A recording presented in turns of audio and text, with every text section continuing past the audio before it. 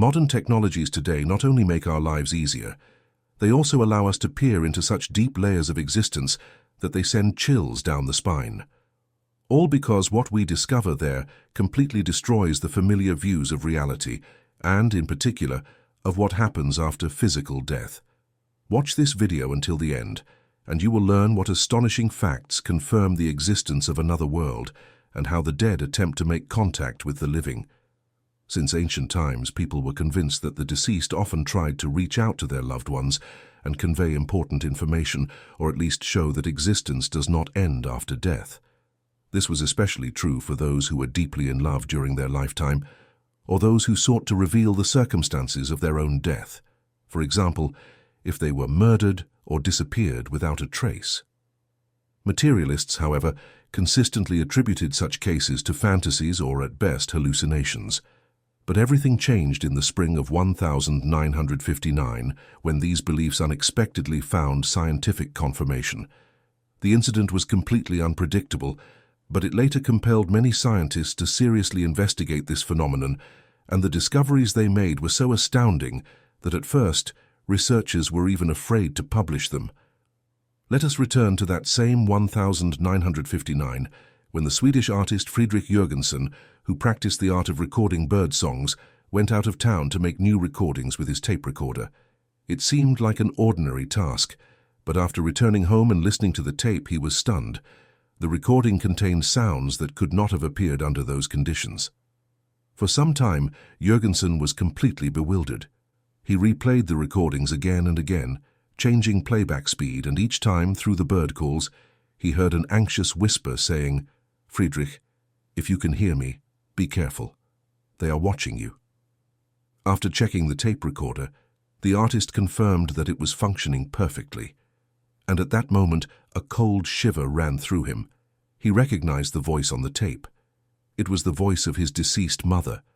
These unexpected messages from the other side completely changed Jürgenson's life. He began regularly making new recordings and receiving more and more messages from the dead in various languages, many of which he understood because he was a polyglot.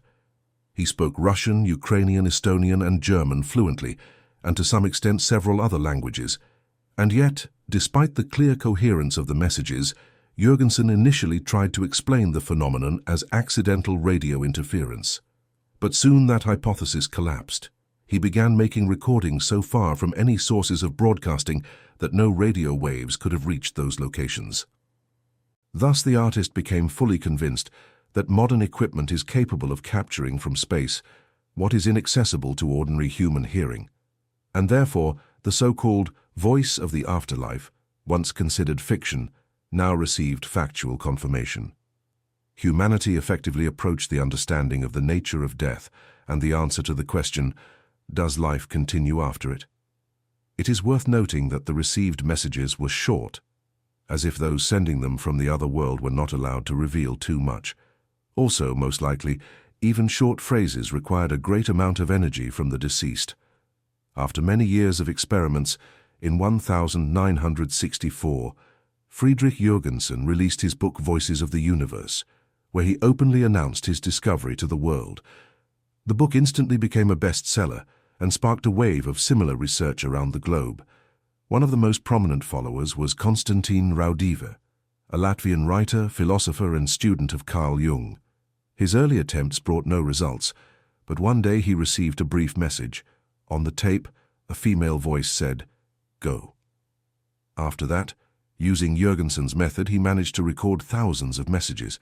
Some souls stated their names, reported that they were in another dimension, and sometimes addressed him directly, speaking phrases that simultaneously chilled him and convinced him of their reality. Over time, he began receiving messages like, "It is you who are dead, and we are alive. You are listening to a multitude of the dead. The dead are alive.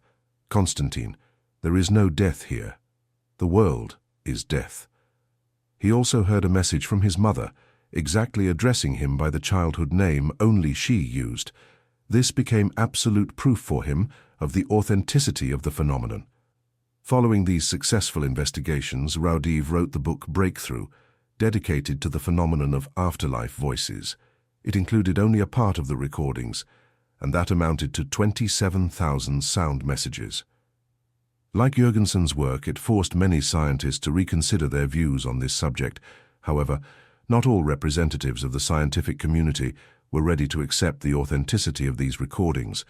Although experts confirmed the presence of voices on the tape, many skeptics insisted that the messages were simply accidental radio waves. To remove all doubts, shortly before his death, he conducted his experiments again, but this time in the presence of other scientists. The experiment took place in a studio equipped with special technology that excluded any accidental or intentional penetration of electromagnetic waves. The recording on magnetic tape was made simultaneously from 3 different devices, and Raudive himself was strictly forbidden to touch the equipment. For 18 minutes, only silence was captured on the tape, and most of those present were already convinced that the experiment had failed and that the researcher himself was a fraud.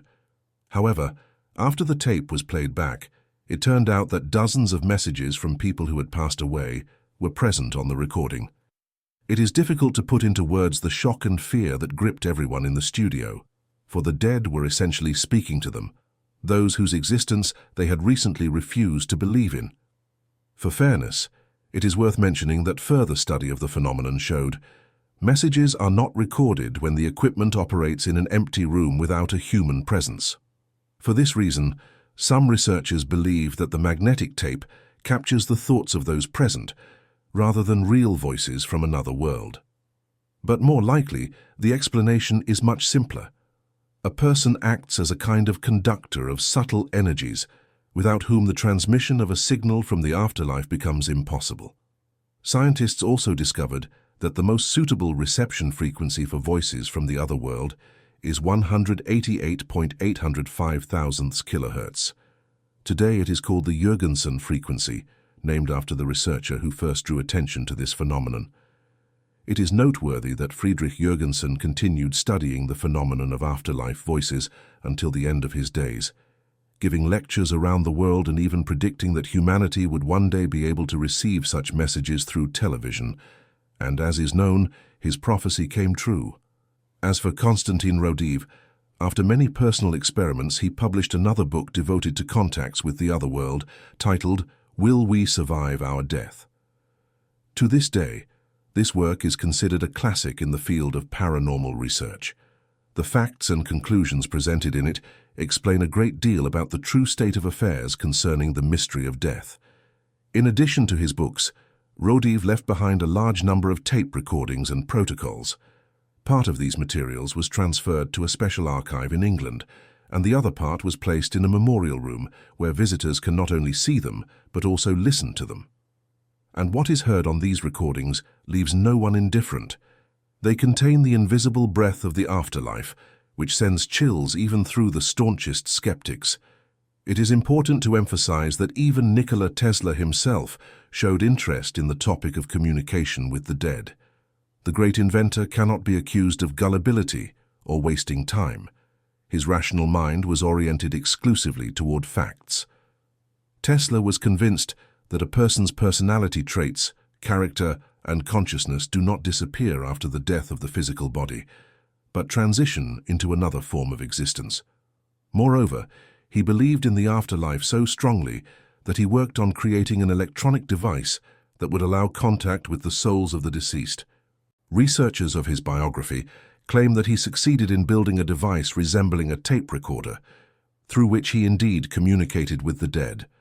All of this indicates that the deep study of this subject is of immense importance. It contains the key to one of the greatest mysteries that every human being would like to unravel, understanding what awaits us beyond the boundary of earthly life. With each passing year, more and more specialists study the phenomenon of messages transmitted from the other world, gradually lifting the veil over the mystery of death. And the number of people who also take interest in this question continues to grow. You too can join these explorations. Like this video, subscribe to the channel and share your own experience in the comments if you have ever encountered something similar. Thank you for watching. I wish you all goodness and good fortune.